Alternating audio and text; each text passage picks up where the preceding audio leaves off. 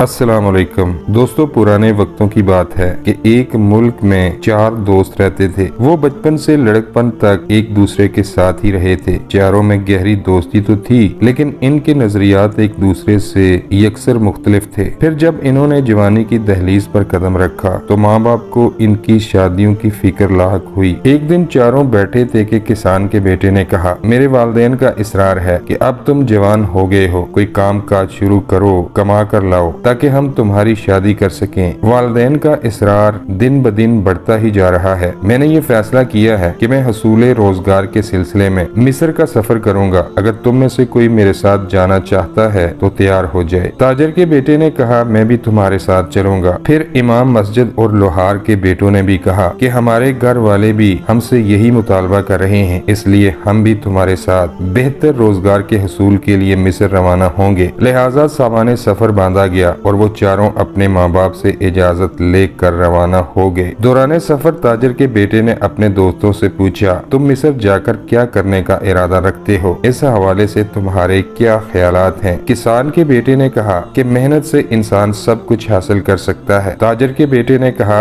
अकल और हुस्न तदबीर से सब कुछ हासिल किया जा सकता है। लोहार का बेटा चूँकि एक खूबसूरत और वजी नौजवान था और उसको अपने हुस्न और जवानी पे बहुत नाज था, कहने लगा, हुस्न जमाल मेहनत और अकल से भी बड़ी नेमत है। जब इमाम मस्जिद के बेटे की बारी आई तो उसने कहा, तुम सब अपनी अपनी जगह ठीक हो सकते हो, लेकिन किसी भी काम में अल्लाह की रजा का शामिल होना बहुत जरूरी है, और अगर किसी काम में अल्लाह की रजा शामिल ना हो तो कामयाबी का हसूल नामुमकिन होता है। वो लोग बातें करते हुए आगे बढ़ रहे थे। फिर चंद दिन के मुश्किल सफर के बाद वो एक शहर में पहुंचे। शहर इनके लिए अनजान था और इनके पास जो खाने पीने का सामान था वो भी खत्म हो चुका था। शहर से बाहर वीराने में इन्होंने एक झोंपड़ी तैयार की और वहाँ पड़ाव डाला। खाने पीने के लिए जो थोड़ा बहुत सामान बचा था, इसको खाया, अल्लाह का शुक्र अदा किया और थकन से चूर चारों दोस्त अपनी झोंपड़ी में सो गए। सुबह जब उनकी आंख खुली तो उनके पास खाने के लिए कुछ भी ना था। फिर एक ने किसान के बेटे से कहा, तुम कहते थे कि मेहनत से इंसान सब कुछ हासिल कर सकता है, तो जाओ आज के दिन तुम अपनी मेहनत के बलबूते पर हमारे लिए खाने का बंदोबस्त करो। किसान का बेटा उठा और जंगल चला गया। वहाँ से लकड़ियाँ काटी और बाजार में जाकर चंद दिरहम की बेच आया। कुछ दिरहम अपनी जेब में रखे और फिर 1 दिरहम का खाना खरीद कर झोंपड़ी में आन पहुँचा। सबने खुशी खुशी मिलकर खाना खाया। अगले दिन ताजर के बेटे की बारी आई। ताजर का बेटा चूँकि अक्लमंद और ज़हीन था, वो साहले समंदर पर चला गया। वहाँ कुछ माहीगीर मछलियाँ पकड़ रहे थे। इसने तमाम माहीगीरों से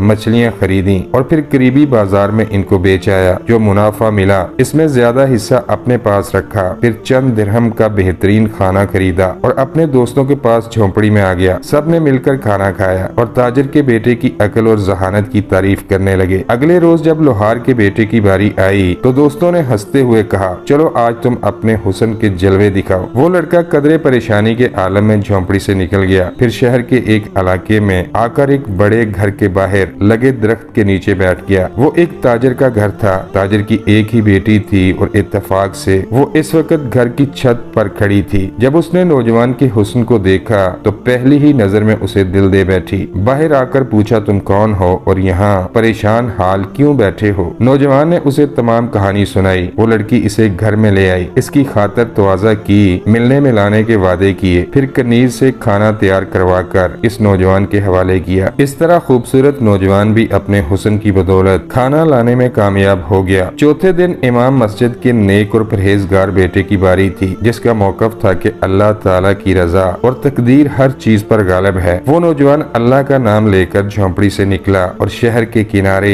एक कब्रिस्तान के करीब जाकर बैठ गया। वो दिल ही दिल में अल्लाह से दुआ कर रहा था कि ए परवरदिगार, मैं ना तो किसी अमीर खानदान से हूँ, ना मेरे पास इतना मालो दौलत है कि मैं तिजारत कर सकूं, और इस अनजान शहर में मेरा कोई जानने वाला नहीं जिसके पास जाकर मैं मेहनत मजदूरी कर सकूं। परवरदिगार मेरी मदद फरमा। वो नौजवान गहरी सोचों में गुम था कि वहाँ से एक जनाजा गुजरा। फिर एक जालिम वजीर ने नौजवान से कहा कि बादशाह का जनाजा गुजर रहा है और तुम बेशर्मों की तरह यहाँ बैठे हो। वो लोग बादशाह को दफन करके जब वापस लौट रहे थे तो क्या देखते हैं कि वो नौजवान अभी तक वहीं बैठा हुआ था। वजीर इसे पकड़कर महल लाया और फिर जिंदान में डाल दिया। दूसरी तरफ उस नौजवान के दोस्त झोंपड़ी में बैठकर इसका इंतजार कर रहे थे। जब वो काफी देर तक न आया तो दोस्त परेशान हो गए और खुद को कोसने लगे कि हमें इस भले इंसान को बाहर नहीं भेजना चाहिए था। इसके पास ना तो मालो दौलत है और ना इसने पहले कभी मेहनत मजदूरी की है। खुदा जाने वो इस वक्त कहाँ और किस हाल में होगा। अगर वो कहीं खो गया तो हम इसके माँ बाप को क्या जवाब देंगे। वो तीनों परेशानी के आलम में अपने दोस्त को तलाश करने निकले, लेकिन इसका कोई सुराग न मिला। इधर महल में बादशाह के जानशीन का इंतखाब किया जाना था, लेकिन यहाँ परेशानी ये थी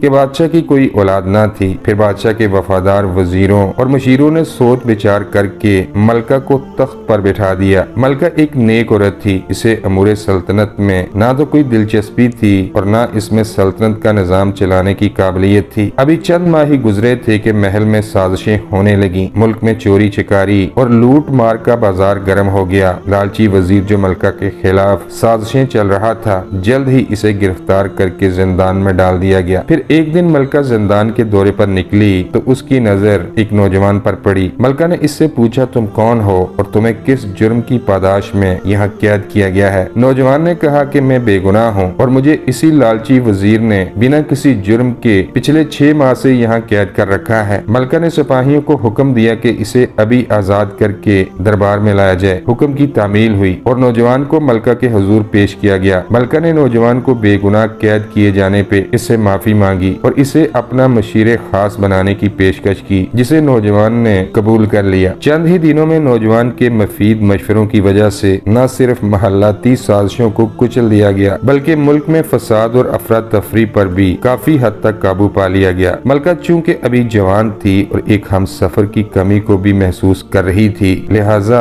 नौजवान की सलाहियतों, इसकी नेक नियति और पाकीज़गी को देखते हुए एक दिन मलका ने नौजवान से इजहार मोहब्बत कर दिया और इसे निकाह की पेशकश की, जिसे नौजवान ने कबूल कर लिया। चंद दिनों के बाद दोनों की शादी कर दी गई। दिन गुजरते गए और फिर एक दिन मलका ने तख्त नौजवान यानी अपने शोहर के हवाले किया, इसके हाथ पर बैत की और इसे मुल्क का बादशाह बना दिया। देखते ही देखते तमाम वजीर, मशीर और दरबारियों ने भी बादशाह के हाथ पर बैत की और इसे मुल्क के बादशाह के तौर पर तस्लीम कर लिया। एक दिन बादशाह शहर की गश्त के सिलसिले में बाहर निकला। सिपाही और वजीर भी बादशाह के साथ साथ थे। दूसरी तरफ नौजवान के दोस्त इसे तलाश करते करते इसी शहर तक आन पहुँचे जहाँ वो बादशाह के तौर पर गश्त कर रहा था। जब इन्होंने अपने दोस्त को शाही जाहो जलाल के साथ बादशाह के रूप में देखा तो बेख्तियार इनके मुंह से निकला कि वाकया ही अल्लाह ताला का फैसला तमाम तदबीरों से बढ़कर है। इसकी रजा है कि वो जिसे चाहे नवाज दे। इसके बाद वो दोस्त भी काफिले में शामिल होकर महल पहुंच गए। जब वो तीनों दोस्त दरबार में बादशाह के सामने पेश हुए तो बादशाह ने उनसे कहा कि अल्लाह ताला ने ये सब कुछ इसलिए किया ताकि लोगों को मालूम हो जाए कि अल्लाह ताला का फैसला हर चीज पर गालिब है। अल्लाह ताला जो चाहे, जहाँ चाहे, जैसे चाहे कर सकता है। फिर बादशाह ने अपने तमाम दोस्तों को